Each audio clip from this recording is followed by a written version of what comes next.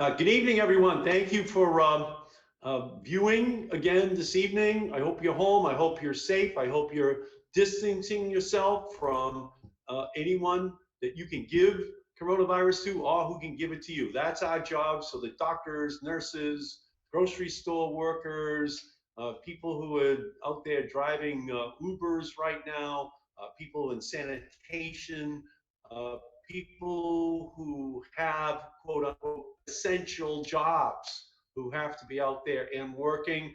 We've got to protect them because they're protecting us. They're serving us right now. We have to protect them. So let's just keep it up and fight this all the way to the end, which is ultimately a vaccine. We're going to have to just abide by all of those guidelines. So please, please stay safe and keep other people safe as well. So tonight, I thought it would be great if we could talk about this disease and the impact that it's having upon families, but children in particular. And we have two super special experts here with us this evening. One is Dr. Claire McCarthy, who is a distinguished primary care pediatrician uh, who writes extensively about the issues of health and parenting. And she teaches at Harvard Medical School, one of the foremost experts in our country on these issues. And we're also joined by Victoria Newcomb, who is a medical social worker who works with children who have been diagnosed with cancer, and how it impacts kids who are already sick in terms of what are the best ways of dealing with that as well. So if I may just begin with you, Dr. McCarthy, and just ask if there are any tips you have out there for parents in the age of coronavirus. What's your checklist of recommendations that you would make to them? Oh my goodness. I think it's just so important to realize that this has turned everybody's lives upside down. And this is really hard all over the place. And as I'm talking to families, we do a lot of talking about how it's most hard for them. I think trying to keep routines, trying to keep sane, trying to cut yourself some slack and do the best that you can. I think I talk to so many families that are trying to work full time from home and homeschool and do it, and it can't be done. And I think I'm doing a lot of talking with people about how do you just get by and keep everybody as well as you can, including yourself. So what are the coping and caring strategies that you would recommend to parents out there? I think a lot of it's going to depend on the age of your kids, but I think trying to have routines, trying to keep things, make sure everybody's getting sleep and eating at regular times. I'm talking to lots of families where everybody's becoming vampires, staying up all night and sleeping well into the day. Um, Trying to not be too hard on anybody, including yourself. Do your best, avail yourself of every support out there, and take care of yourself. Good self-care. Eat right, exercise the extent that you can. I've also been talking with people a lot about mental health resources, and I know Victoria can speak to this. There's a lot out there, and a lot of therapists who are working virtually. There's a lot of organizations. There's lots of help to be had because this is hard for everybody. Everybody is sad and anxious, and they should not be ashamed of that and should reach out for help. So Victoria, what's your what's your recommendation to families already dealing with a crisis with children in their house, and now this is put on top of it? So what's your perspective on that? What's your recommendation to families? Absolutely. Well, as you noted, a lot of the families that I work with have already experienced a huge crisis and have already experienced their lives being turned upside down by a cancer diagnosis of their child. And a lot of the tools that they have already learned from that experience can also be applied in the pandemic. So these families have learned to reach out to their support networks as much as possible. They've learned to try to be flexible with plans and expectations for how they thought life would look. And they've learned how to reset expectations, similar to what Dr. McCarthy was saying, to have the focus be on being kind to themselves so that they can care for their children well and get through a really difficult time of serious treatment for cancer. And similarly, all families could benefit from that type of perspective. So these children are already immunocompromised. So what's your recommendation to those parents to protect their kids during the coronavirus pandemic? Absolutely. Well, you know, luckily there are a lot of very good guidelines out there put forth by the CDC and other public health agencies. So we encourage all of our families to follow those guidelines as much as possible. And especially those patients of ours who are immunocompromised, we recommend that they take extra precautions. And those families have been taking these recommendations very seriously, taking social distancing very seriously, truly only having a member of their family leave the house if absolutely necessary. And a lot of families are avoiding that altogether by having friends or family or delivery services bring the items that they need to them through contactless delivery rather than having a member of their household go out into the community. So I would say that our families follow the guidelines put forth by public health agencies, but with an even higher level of concern, understandably. So how is this affecting families' willingness to go in for treatment, to go to emergency rooms? What is your recommendation? How do they handle these situations now? Because they just may have to do it, or as an option, maybe they don't because they're afraid of the threat that could be posed by taking the child out of the house. I'd be happy to speak with that because we're dealing with that a lot. Families that are afraid to go to the doctor for things they really should go to the doctor for. So we're really encouraging people, if they have any concerns, just call your doctor, because together you can figure out, is this something you can do at home or do you really need to come in? I know at Boston Children's Hospital where I work, it's not, I think people have visions of crowded waiting rooms. It's not that way. It's actually relatively quiet at children's hospitals. And we're, everybody who comes gets a mask. We're very careful. There's a lot of precautions being taken. We worry a lot that there will be people who will get very sick, not from COVID-19, but from something that goes untreated. And so we've really been encouraging people that if you're worried, call your doctor, work with your doctor to figure out the best thing to do to take care of your child. Yeah, and what about regular immunizations that children get? How should that be handled? So every pediatric practice is doing that differently. The American Academy of Pediatrics has recommended that anything that can be put off, be put off. That children up to the age of 2 be prioritized. So in our practice, we're just seeing the little ones for immunizations, the babies, the newborns, the little kids, and bit by bit, we'll start to see more older children. Children who need to get vaccines, that they're about to start chemotherapy for cancer, something like that, we're getting them in. But again, these are the kind of things where a family shouldn't cancel an appointment until they talk to their doctor, because we probably have a plan that we can make work for them. Excellent, excellent. And Victoria, many of these families are right now feeling financial stress like they never have in their entire lives. So how is that impacting your practice in dealing with these families? Absolutely. So, unfortunately, if a family has been impacted by cancer, whether it's pediatric or adult, they're going to have a huge financial impact on their lives. And so, the families that I work with have already experienced such a large financial impact. And then, of course, the effects of the pandemic and the recession have created a second wave for these families. So we are really lucky that there are a lot of resources specifically for families who are going through significant illnesses such as cancer. And so we are familiar with them, and the organizations and funds that we work with have been extremely flexible and generous and have tried to provide as much additional support for families as possible. But it is certainly an ongoing worry, and it's not one that's easily solved.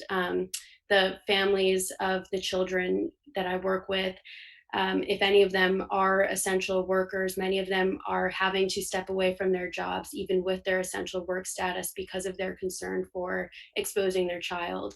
And as we don't know how long all of this is going to go on, we're providing as much support as we can right now, but there's so much uncertainty for the future. Yeah, thank you. Yeah, Dr. McCarthy, normalcy is out the window, gone.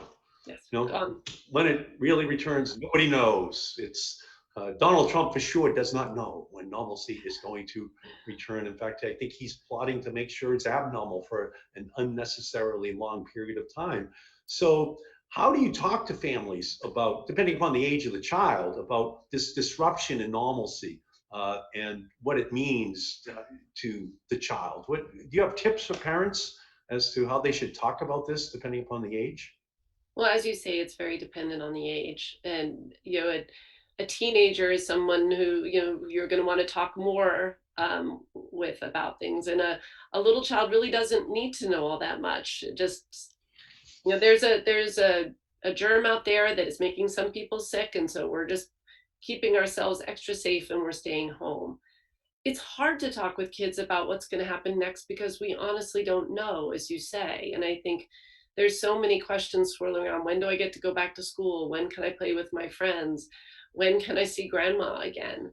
And I think just keeping it simple and being honest with them about what you do and you don't know is important. I think it's important to be mindful of the media that children are exposed to. We all are obsessively tapping on our phones these days. And I think it's some of that can be really frightening to children and frightening to adults too. I think for our own mental health, we need to not tap on our phones so much. But I think you try to filter that and be mindful of what your children are hearing. I think that is very important. Yeah, thank you. You know, back in actually 1996, I was successful as the lead Democrat in creating a program called the E-rate, the education rate, which for Roxbury, for Chelsea, for the inner city in Boston, it pays a big part of the bill to make sure kids have their computers, the internet at their desk. And what I've been fighting with is to make sure that we get it for kids at home now. But can you talk a little bit, because I personally don't want to see a huge homework gap that opens, that the digital divide just completely explodes.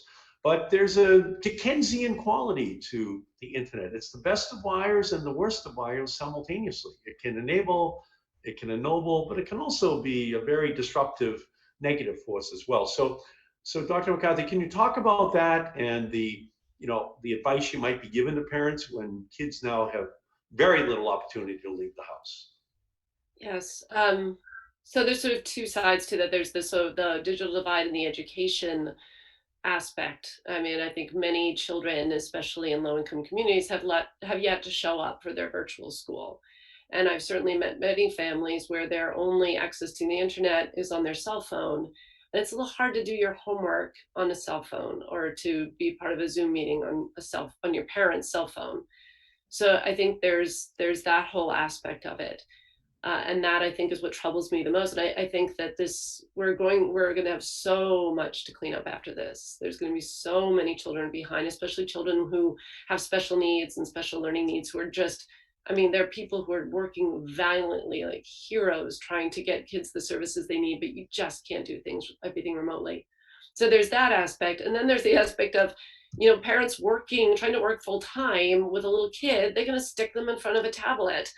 And I think that also worries me because so much of what we know about child development is that they need interaction. And I think everybody's trying to thread the needle, right, that tightrope of how much time should my kid be spending in front of a screen versus in front of anything else. And I think as I've talked to families, I've just said, please try to not use it as a crutch. Please try to think of anything else that they can do even for a little while and how you can strategize so that you're not just, here, watch this YouTube video every time you need a moment. It's really hard. I mean, I think the reality of this is that there's going to be kids who are going to fall behind educationally and are going to spend too much time in front of screens. This is a horrible situation. We can't make it good. Yeah, I know when I was a kid, my father drove a truck for the Hood Milk Company, but yet my mother would say, you can study just as hard as the school superintendent's son, Eddie. Here are the books right here. Just start, do your work. So because the books were there, you could do it. But in the internet era, in this stay-at-home era, there are 12 million children in America right now who do not have the internet at home that they can use to bridge this gap that is going to open up. And are there concerns that you have about the impact that this could have upon kids in terms of the others who are more fortunate in their classes, and how the child ultimately will be behind when they're not less intelligent? It's just they didn't have the access to it, Oh that yeah. it was economically unavailable to them. No, I said this is bad and there's no way around it. I think yes, this is going to definitely increase the divide in ways that is really disturbing. But it's all a matter of how long this goes on and how creative we can be about getting people back. And so I think I think that this is a doomed generation? No. Do I think it's an at-risk one right now? Yes. And I think it's going to be on us to support kids and families. And I'm sure Victoria can speak to this as well. Yeah. So Victoria, what's the overall attitude that you're finding from parents in this crisis as they're dealing with this very unusual? Dr. McCarthy just made it very clear that the parents are home. They might only have one device. They might need it for work. The kids are saying, "When can I have it?" So what's the situation that you're seeing there as a social worker trying to deal with these families right Yeah. It is absolutely just a really hard time for families. And like Dr. McCarthy said, there's really no way around it but to say that it is just a really hard and awful time.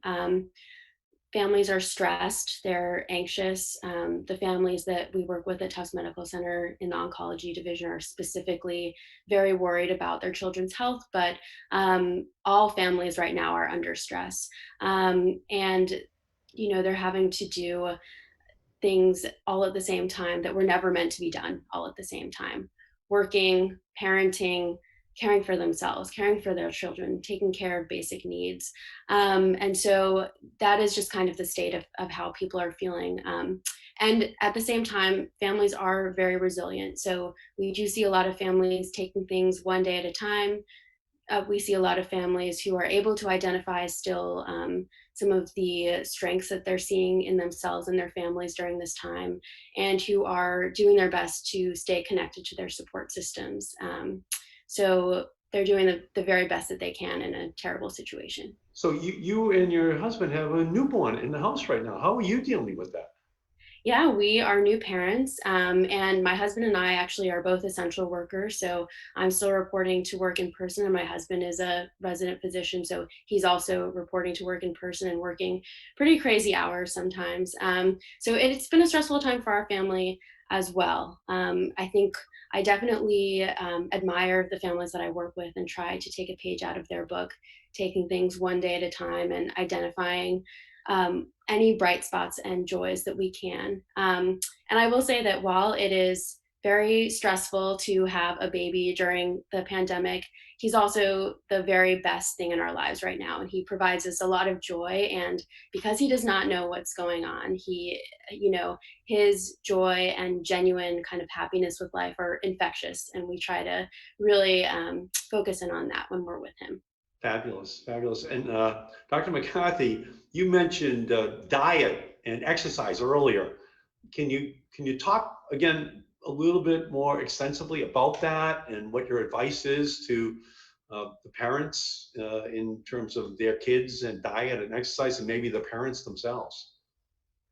I'm sure. So as Victoria's saying, everybody is really stressed right now. Actually, Victoria's son is not stressed, and that's awesome. But but most of us are really quite stressed, and we know that it's during times of stress that self-care becomes even more important. And so eating healthfully, and getting some exercise. I've been talking so much with families about exercise in small spaces and how to get really creative. And um, whether it's, there's so many YouTube videos that you can do that all you need is about the space of a yoga mat, and you can do something. I've seen families do dancing parties and things in their home, and you're making games and contests out of it. So I think that that is really important. I think anything, if it's possible to get outside safely and go for a walk, get some sunshine and some fresh air, that is amazing. That's not possible for everybody to do safely.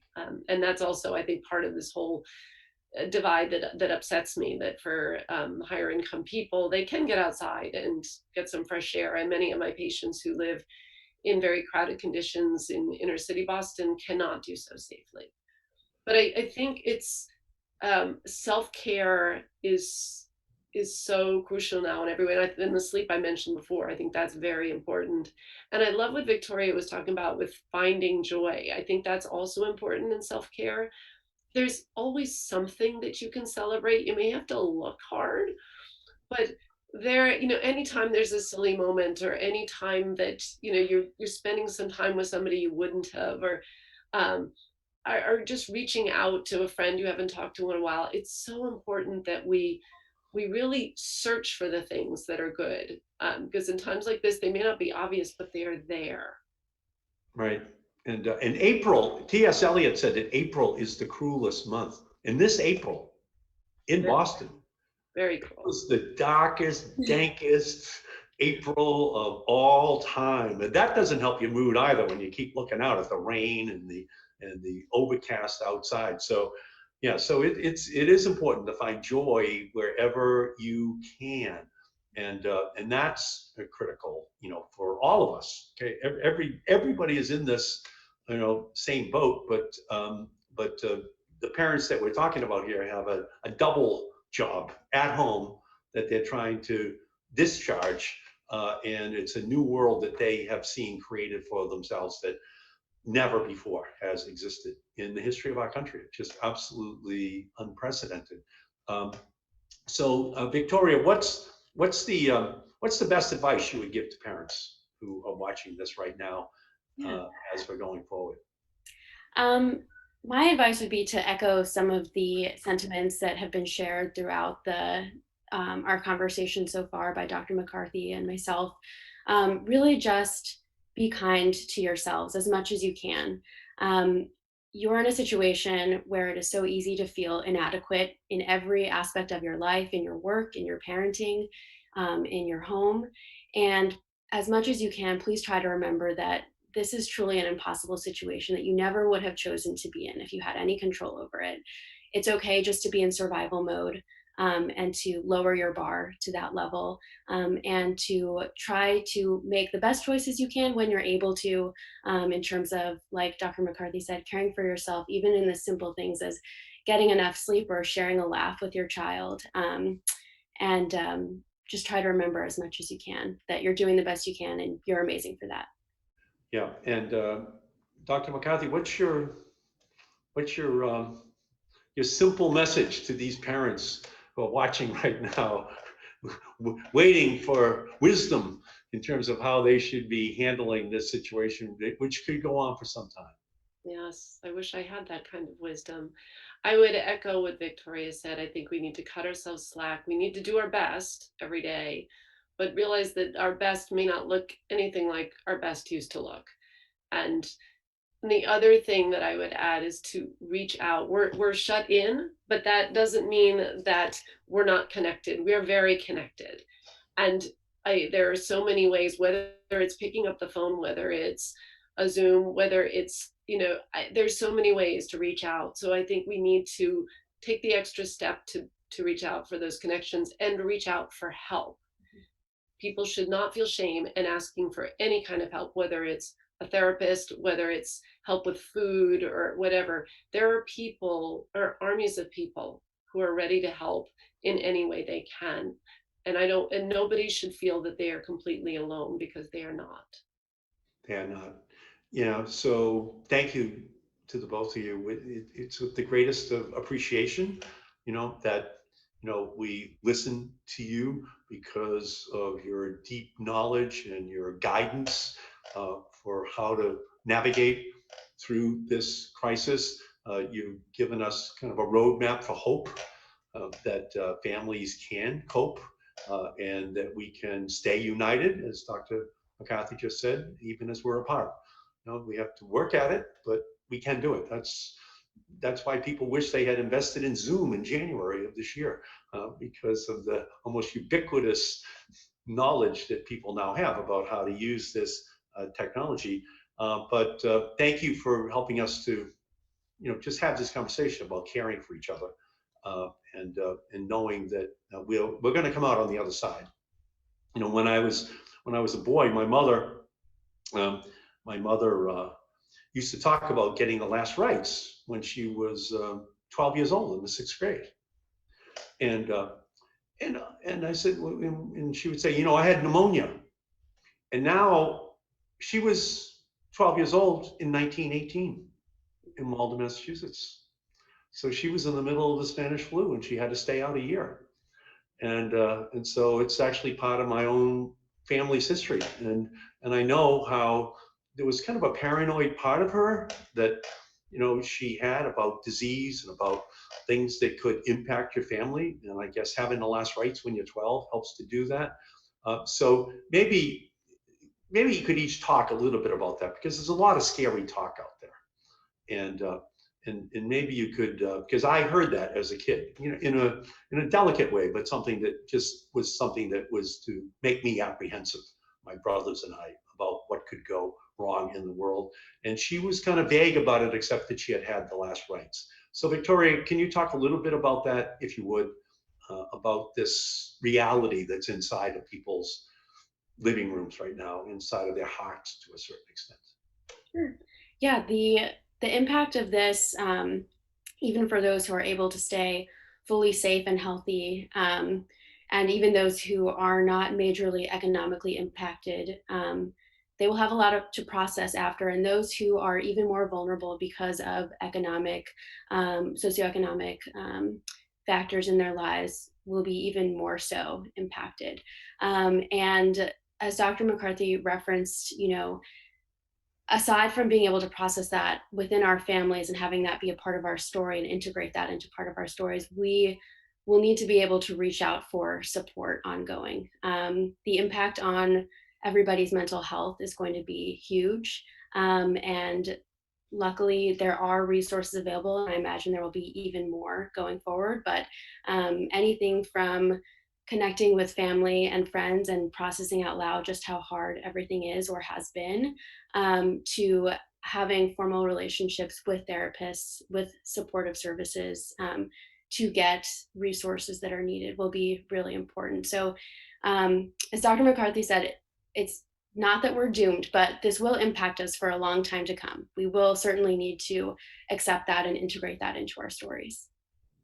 Yeah, which I learned from my mother. It was a story, and but with lessons that came out of the story too. Dr. McCarthy, can we give you the last word message for everyone watching?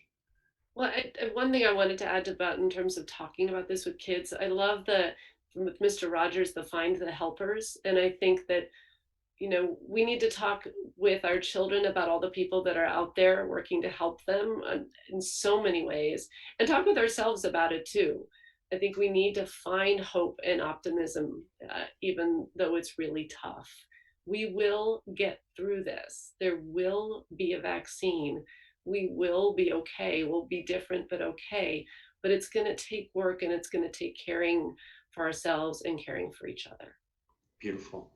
Thank you, Dr. McCarthy. Thank you, Victoria Newcomb. Thank you for your guidance and your wisdom. I'll say that, Dr. McCarthy. I think both of you have given us some wisdom here this evening. So thank you, and to everyone out there watching, thank you for everything that you're doing, because we are one big family. We realize that, and we have to protect each other.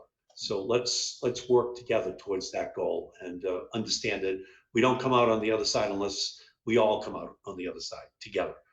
Then we'll all be protected. So please listen to all of the good advice that we're receiving. Wash your hands, stay 6 feet apart, do all the things that Dr. McCarthy is telling all of her families to do. And I think at the end of the day, it will ultimately turn out well. But it's going to require all of us working together. So thank you both, and to everyone, we'll see you tomorrow, and thank you for watching.